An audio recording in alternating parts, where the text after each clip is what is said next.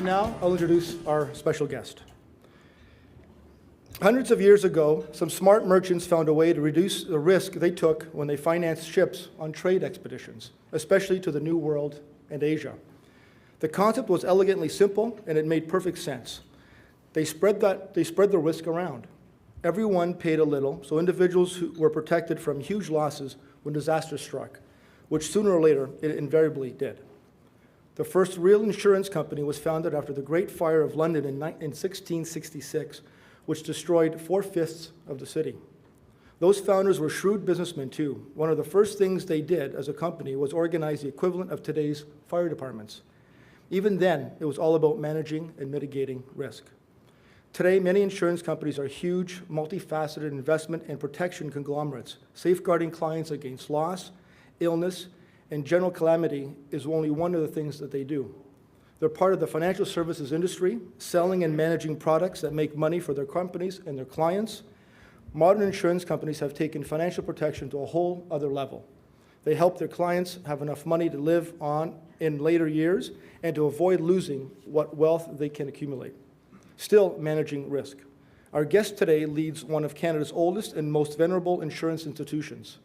When Joseph Iannicelli took the helm of the Standard Life Insurance Company of Canada 6 years ago, he stepped into a tradition that had been 175 years in the making. But his duties definitely belonged to the 21st century. Today, with investor confidence wavering, the markets turbulent, and entire countries teetering on the brink of financial collapse, his message is one of education, confronting reality, and taking responsibility. And couldn't do it at a better time.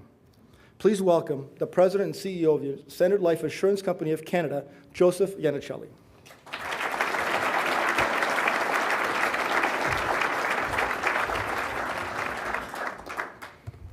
Thank you very much, John. Thank you to the CGA of Ontario for sponsoring today's lunch. Thanks to our head table guests. Thank you to everyone in the room. I really appreciate your attendance. I've spoken in the past about some of the great macroeconomic issues which we face in the world of business. Risk management, global expansion. We talked about risk. John mentioned risk. I coined a term where you cannot de-risk yourself to greatness. I like risk. I think we should take risk, but that's a different speech. But as I considered my subject for today's remarks, I was struck by how many of the global economic issues we have faced in the past couple of years have their roots in more microeconomic circumstances. In the rush to consider the global issues related to the economy, we often ignore the more local micro issues, forgetting the adage to look after the nickels and let the dollars look after themselves. Principal among these issues is the role of the individual consumer in the economy, which I fear has been too often overlooked to great economic peril. So today, I've chosen to speak about financial responsibility and individual empowerment. Canadian consumers do not understand financial risk. That's the headline of a news release put out recently by a research group called TNS Canadian Facts. TNS surveyed over 1,100 Canadians and discovered that 9 out of 10 respondents could not answer 3 basic questions about financial risk. This is an unsettling result. The financial crisis we suffered through over the past couple of years created a huge awareness of financial issues amongst Canadians, but has not caused them to ask more questions. But while it raised awareness, it has not, unfortunately, led to a more educated consumer. If anything, it has pointed out to a glaring hole in financial literacy. It is interesting that the TNS survey talks about Canadian consumers and not just about Canadians. I don't think that's a fluke. Collectively, consumers wield great economic power, and they vote with their wallets every day to buy the goods and services they need or want. That includes financial services, like mutual funds and insurance.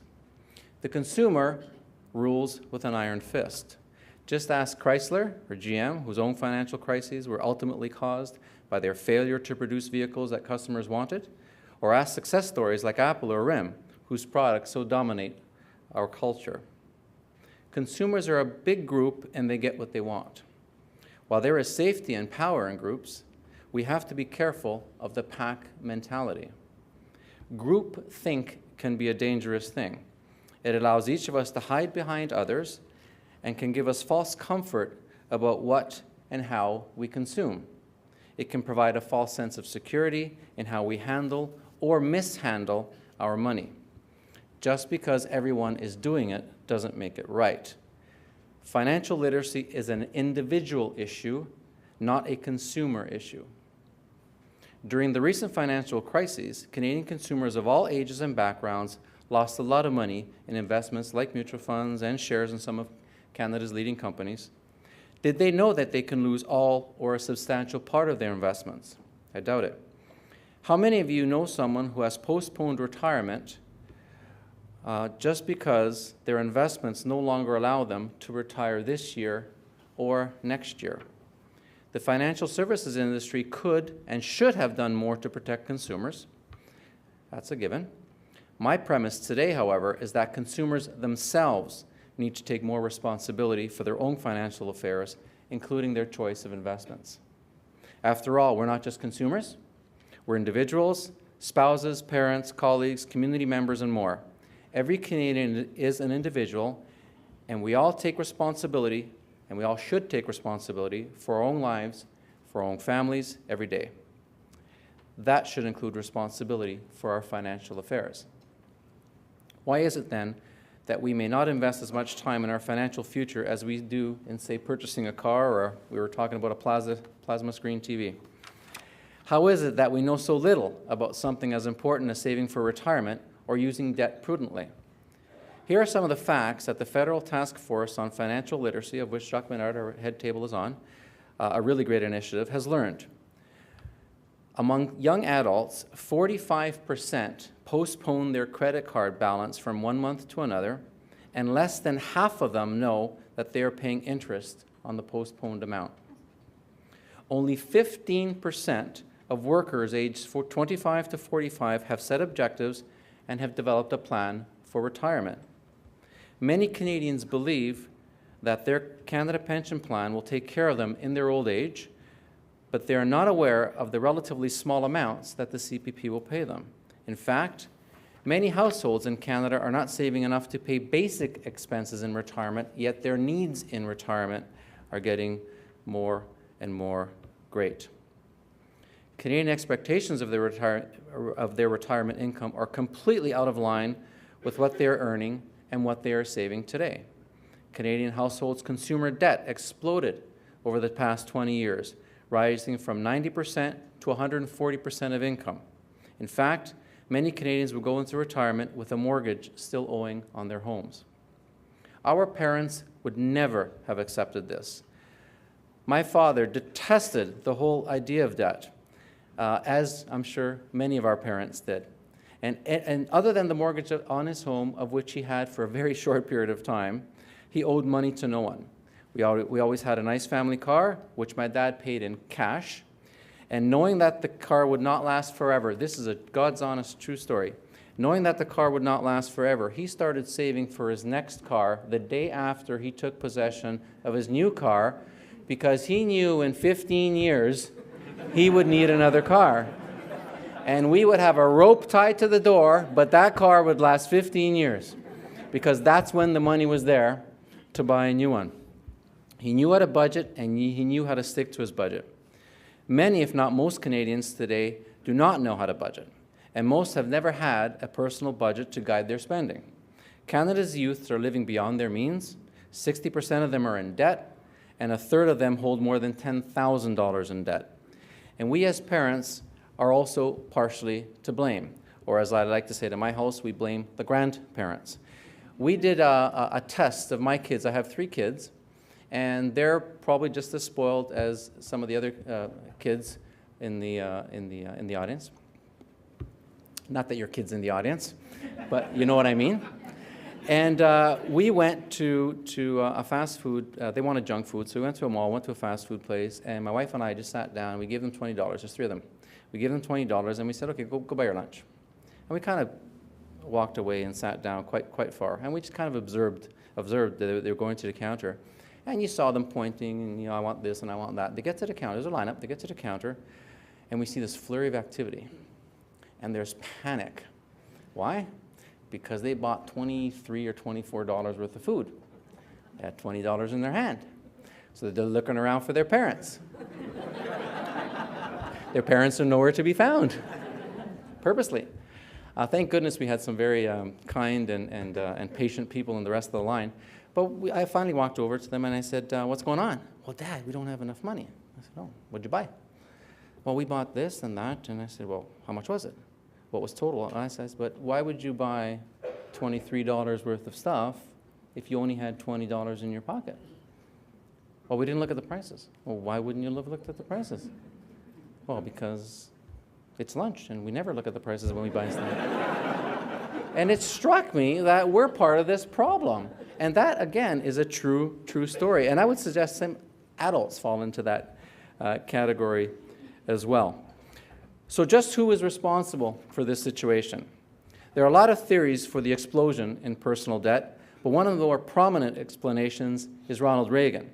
As the US president in the mid-'80s, he initiated deregulation of the financial services industry, making it much easier for people to borrow from banks and get credit cards. The effect of that legislation was to create a debt-inspired spending boom on everything from holidays and televisions to cars and housing. Household debt was only 60% of income when Reagan took over, about the same as it was during the Kennedy administration 2 decades earlier. By 2007, 2 decades later, household consumer debt as a percentage of income had doubled from 60% to 119%. People stopped saving to buy things. People bought things because they wanted to buy them, worried about paying for them later. Some think Reagan is the villain in this scenario, but frankly, I doubt it. We most certainly can question some of the ethics of the wide number of banks and non-bank lenders throughout North America for encouraging so many people on both sides of the border to take on more credit card and consumer debt. However, just because someone offers me a credit card or a line of credit doesn't mean that I'm obliged to accept it, and I'm certainly not obliged to use it. Just because a store offers no interest, no payment deal for 3 years doesn't mean we should buy new furniture. This is individual responsibility, and it goes further than that. I think we all know in the financial services industry that many of our products are sold to the consumer, not purchased or chosen by them. Individuals need to ask more questions about the products that they're presented with. They have to ask more questions about the fees that they're paying and the value of the advice that they're receiving, especially when markets tumble. I have to ask myself why an individual consumer doesn't stand up and say, you'll be paid on the basis of performance, according to benchmarks that are agreed upon. The individual needs to learn more about the risks associated with their decisions and the value that they're receiving for the advice that they're buying. I want to emphasize very, very strongly that I'm not trying to transfer blame of the financial crisis to the individual consumer or even to consumers as a group. I also want to make it clear that I'm not talking about those whose circumstances are such that they cannot fend for themselves. In fact, the financial crisis simply made it clear that a responsible individual needs to govern his or her own financial affairs properly, and to do this needs to learn more and invest more time in order to better understand the impact of his or her own spending and savings habits. The responsible individual is better educated about financial products and is ready to challenge our industry by making smart choices, just like the choices he or she makes when purchasing a car, house, or food for the family. The responsible individual also does a better job of saving for the future. Governments have made it easy for us to save through RRSPs and tax-free spending accounts and other vehicles that are out there. Yet, Canadians are not fully taking advantage of these programs. Research from the fall says that only 1 in 5 Canadian households opened up a TFSA account. 1 in 5. Also, the 1 out of 3 Canadians who contribute to RRSPs use only 6% of their RRSP room. So why are Canadians not rushing to these obvious savings programs? I sit on a task force with other industry representatives at the Canadian Life and Health Insurance Association. We're studying potential changes in pension legislation with a view to finding private sector solutions to some of the issues that we've encountered. Broadly speaking, we want to ensure that programs are in place to encourage Canadians to save for their retirement and to facilitate savings. It appears that I'm describing a sorry state of affairs. Well, I think I am, actually. All of the stakeholders in the financial services industry, from individuals to employers, from financial services companies to governments and regulators, have something to answer for in creating this untenable situation. The financial services industry has not been very good so far as educating consumers about financial risk, nor at creating simple, easy-to-understand products and services. Our products seem to be getting more and more and more complicated, less easy to understand. Governments, while providing individuals with some excellent opportunities to save, have also been lax in helping Canadians understand what they need to do to plan for their future.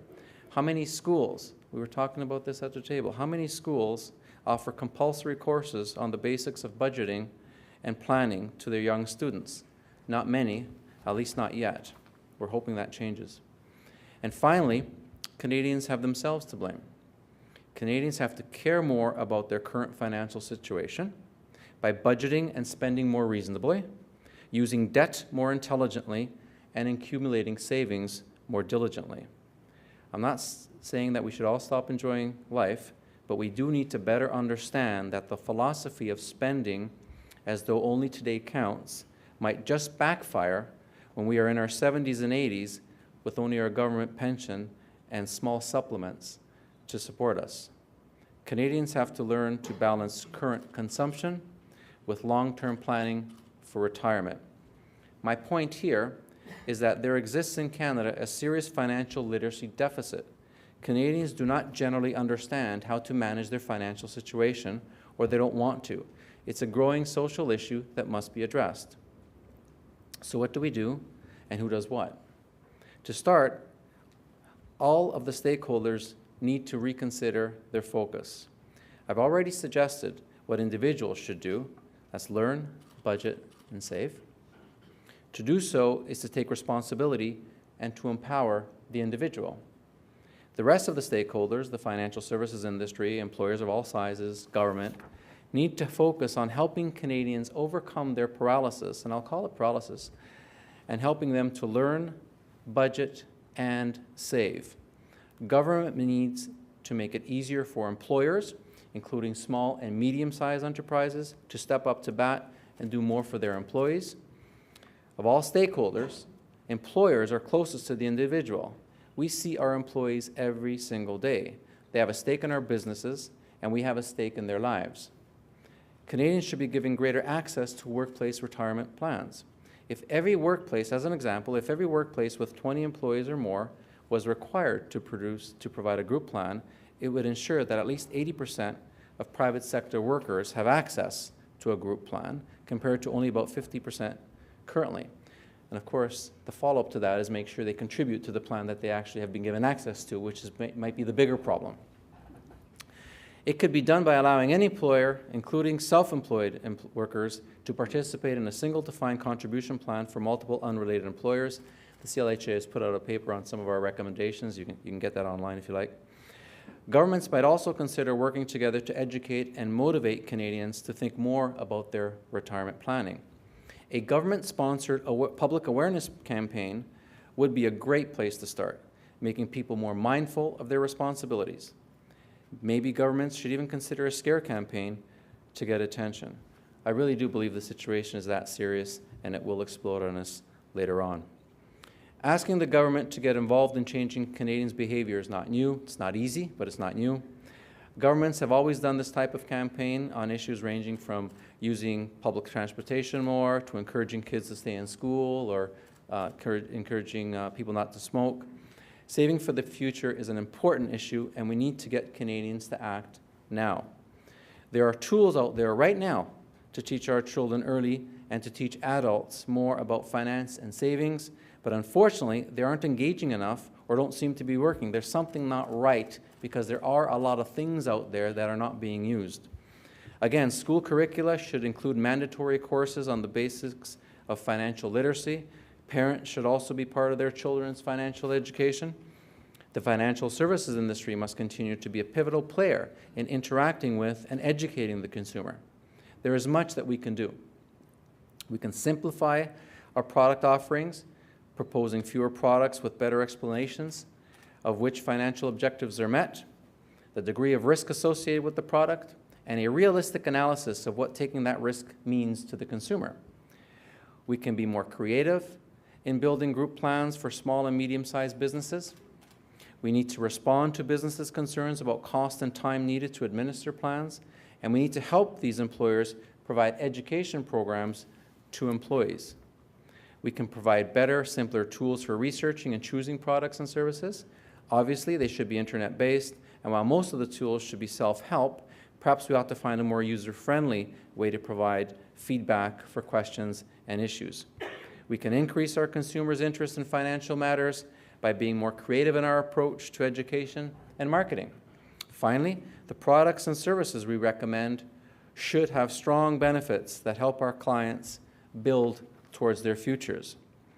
These concerns are part of the main concerns of Standard Life and other members of the financial services industries in Canada and abroad. We were the first insurance company to be established in Canada 177 years ago. It might come as a surprise to most that individual life insurance only represents about 5% of our business. We were the first to offer group retirement plans in Canada, and we continue to strive to innovate to encourage plan members' involvement. In Canada, we created Plan for Life, a multimedia program that we launched to cut out the complexity and confusion with a clear message that focuses on the essentials of investing in the future. We also launched a user-friendly online retirement dashboard that allows members to quickly view their holdings, manage their plans, and investment performance. In Scotland, with 2 partners, we developed the On the Money program. It aims to build up the financial capability of primary school pupils. The results are very positive. In 4 years, we reached 45,000 children in 1,800 schools. So there's a lot we can do, and we are well on our way. At the retail level, Standard Life is structured to work through an independent network of financial advisors.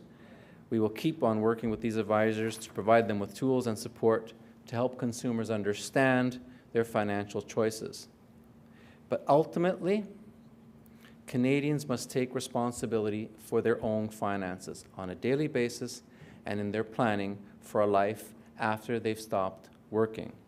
Individual responsibility is individual empowerment. Learning about our personal finances and taking responsibility for them is empowerment. Learning is a benefit to us as individuals and as a country. It all helps us to live well and live better. One leads clearly to the other. If we take responsibility for our financial futures, then Canada will be even a better place to live for everyone. I want to leave you each with one final message today as individuals. Learn, budget, save. Thank you very much.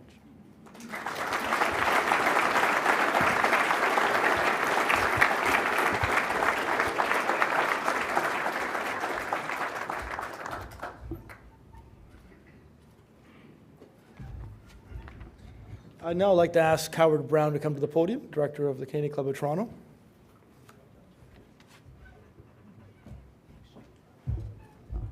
Thank you, John. I've been asked to provide the thanks today to Mr. Iannicelli, and it's interesting that he talks about his father today, because before lunch we were talking. My father was a top insurance salesman for one of his predecessor companies, Standard Life, so I'm thrilled to have this opportunity to thank you today.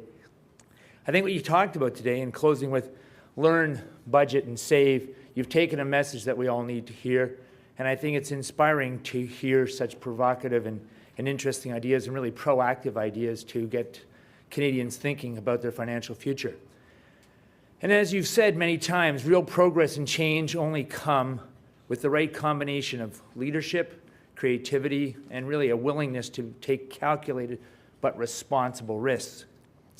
Last fall, you showed all three when you approached the federal and provincial governments about partnering with the insurance industry to find better ways to create wealth and security for Canadians.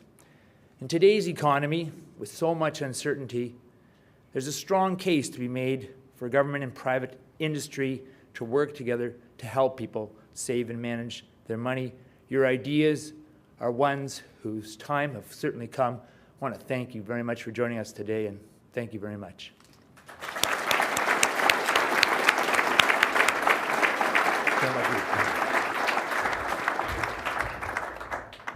Thanks, Howard, and thank you again, Mr. Iannicelli, for your inspired talk. We appreciate that very much. And thanks once again to our sponsors, Certified General Accountants of Ontario. Again, thank you very much, Doug, for making today possible. This concludes our television programming, which will be broadcast on Rogers TV in the days to come. We are grateful to Rogers TV and 680 News for their continuing promotion of Canadian Club events. This meeting is now adjourned. Have a good afternoon. Thank you.